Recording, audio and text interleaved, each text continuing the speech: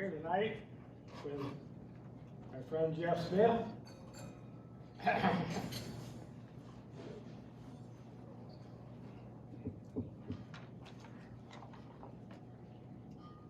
To next, our friend Jerry Johnson. I think I'll learn something from everybody. I got to tell you a couple things tonight that I learned from Jerry. When in Florida in January, Deb and Linda and Jerry would all go down there. And Jerry would always want to go to the driving range, of course, so died. So, and, so we get there, pick me up, we get there, and I take my little golf bag out of his car that I put in there. It holds 7 clubs. I got the bag from a member of mine, Elaine wore them out. I don't know. Anyhow, he takes his pin hooker bag out, and in that bag is 24 clubs. He said he was going to try out some new irons with a shorter shaft. He was already doing something like that. So we get the baskets that hold 100 balls and walk to the range. He also had 4 alignment sticks in there.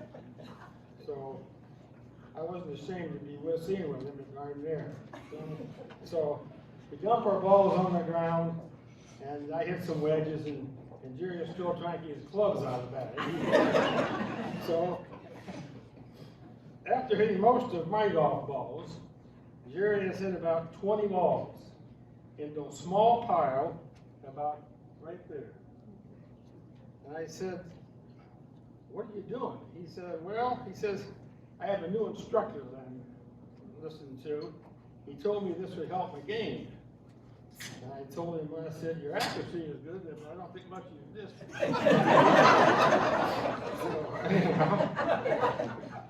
So I had all my balls, and I told Jerry I was going to chip and putt for a little bit, and I'll see him later. So I go chip and I putt, and now I'm getting a little tired, so I go back there and sit down by the putting green in the nice chair they got there for me. And I'm feeling a little tired, so I reach in my little golf bag and I pull out a Mountain Dew and a Twinkie.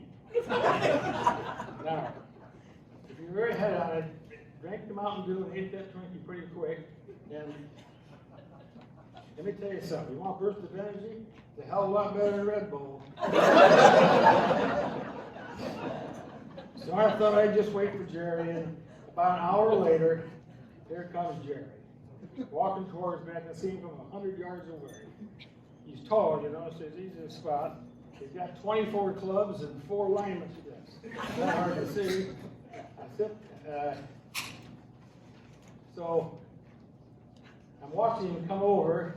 He looks like a giant golfing porcupine. He's got all these clubs and things sticking out. So we got to me, and he said over there, he said, "Would you mind if I putt?" No, go ahead. So 45 minutes later, he said he's ready to go. You know what I learned from Jerry that day? Patience.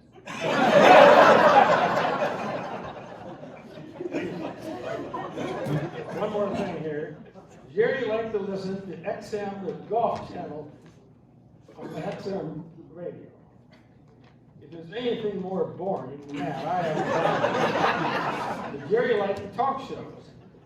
So one day we were in my car, and I had on a station that played the really old country music. And Jerry told me, he says, "You know, about those last 2 songs, I think those folks are bad." And I said, "I don't listen to them unless they're dead, Jerry. The only one I listen to would be Willie." So anyhow, so he asked me if I could change the channel. This is the Golf Channel. I said, "Well, there isn't anything I'd rather listen to than 2 people talk about where the 336 dimples on a golf ball is better than 332 dimples on a golf ball." So I told Jerry that the Golf Channel was 92. That's it. And I told him on channel 93 there was a station I thought you might like to listen to also. It was the Sherwin-Williams station. I said, well, they paint a 4-foot square and then watch it dry for 30 minutes. Then talk about how good the color is going to be, what's going to be satin or gloss, I don't know. So Jerry asked me, he said, "You're kidding me?" I said, "Yeah, of course I am." Anyhow, we listened to the golf channel for about an hour before we got home. And what did I learn from Jerry that day? Tolerance. So, anyhow, that's my little spiel. But our friend Jeff is going to get to the more serious things about what a great guy he was. My name's Jeff Smith, and it's a great honor to say a few words about Jerry Johnson. First, I'd like to congratulate the inductees here tonight. It's a great honor and a great evening, and one I'll always cherish myself. Bob, thanks for sharing those stories and lightening up the mood for what is a bittersweet celebration of Jerry Johnson's induction into the Iowa Golf Hall of Fame tonight as we honor him posthumously. Bob and I had the privilege of nominating Jerry for the Iowa Golf Hall of Fame. And a common theme in Jerry's letters of support and in Jerry's golf biography in the program presented here tonight, he was a consummate PGA golf professional. He provided outstanding service to his members and guests. He had passion in promoting the game of golf, passion for teaching and playing the game, giving back to others, pleasant to be with and work with, humility and service to others. Jerry Johnson was big as life as he stood about 6 feet 7 inches, and to some he was called Big Sky. To be near him was to hear that infectious laugh, and to meet him was to have a friend. Jerry was a PGA professional for 35 years, with the final 29 years at Elmwood Country Club in Marshalltown, Iowa, where Jerry grew up as a kid. Jerry was recognized with numerous awards over the years, served on many committees, chaired all the major office positions in the Iowa Section PGA, and was named the 1990 Iowa Golf Association Golf Professional of the Year, and in '92 was honored with the Iowa Section PGA Golf Professional of the Year. Jerry, just a little humor here, Jerry was a fine player. He was ranked 4th in the Iowa Amateur Division in 1975. He was 13th low individual in the 1970 NAIA tournament.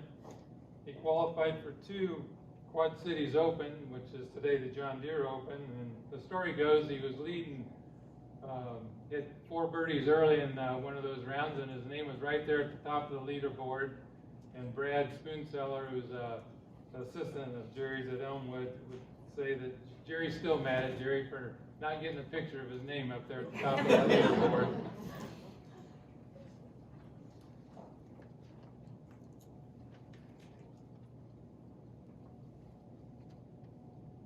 Most people knew Jerry from his years at Elmwood and hosting many IGA and PGA events, along with one of the most successful Pro-Ams in the state, the Quakerdale Pro-Am, which has raised over $2 million in the 32 years they've hosted that.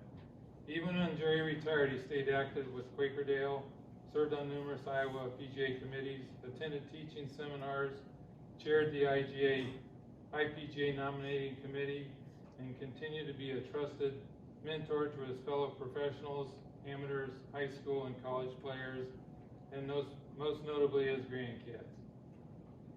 It was fun to see Jerry following his grandkids around at junior tournaments in the latter years. Jerry loved working with the kids, and he was integral in the introduction of the Swings with Kids program in Marshalltown. He helped raise over $10,000 to purchase golf equipment for the Marshalltown Community School so they could incorporate golf into the physical education curriculum. And a few quotes from, here's one from Jay Giannetto. Jay followed Jerry at Elmwood. You will be hard pressed to find someone within the state that doesn't know who Jerry Johnson is. It would be even more difficult to find someone who doesn't love and respect who he is as a person. Jerry's passion for golf and his desire to help people is truly inspirational. The following comments, I believe, are all current Iowa Golf Hall of Fame members. When I asked for letters of recommendation for Jerry, I received everyone I asked to write a letter. And the first one, J.D. Turner wrote, "Nobody in the Iowa golf scene was more loved than Big Sky. His positive manner is contagious. He is Dale Carnegie in motion. I witnessed the happy response from customers when he was part of our corporate golf teams. Jerry's always gave back to the community." Ken Shaw wrote, "Jerry's service to the Iowa PGA was exceptional. He was a true ambassador for the game of golf in Iowa. He served the best interests of all golfers in Iowa, amateurs and professionals." The late Jim Hazley wrote, "I can think of no one who embodies the spirit and greatness of Iowa golf."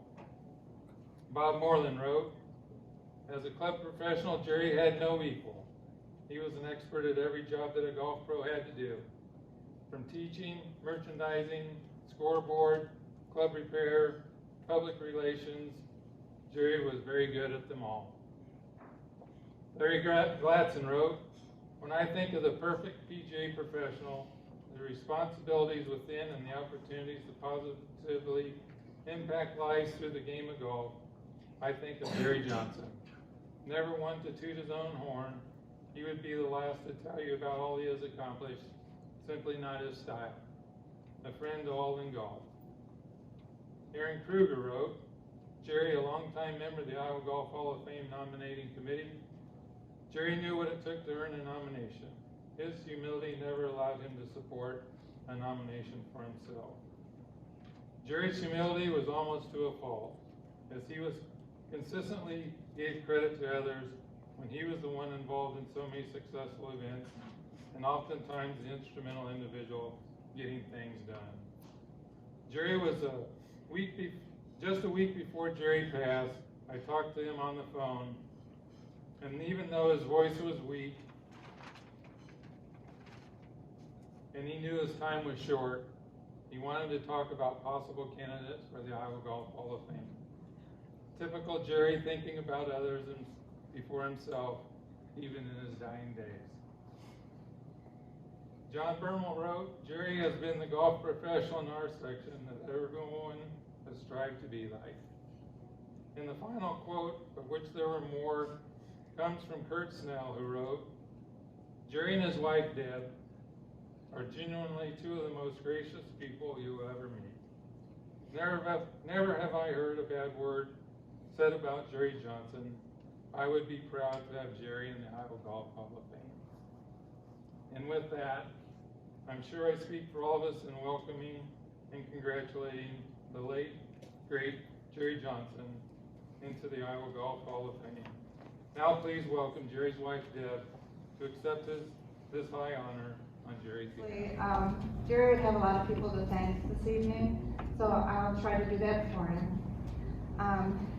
The Iowa Golf Hall of Fame committee members, thank you very much for all of you that worked with him on that committee. He really enjoyed his time with you, and it was very important to him, and he would be most, he would really be mad that he was inducted into the Hall of Fame, quite honestly, because he never thought he was, worthy of it. But I'm glad you all saw fit to nominate him and accept him into this great group of people. I want to thank his fellow PGA professionals. Thank you, Jeff and Bob, for your comments tonight, and all his PGA professionals, because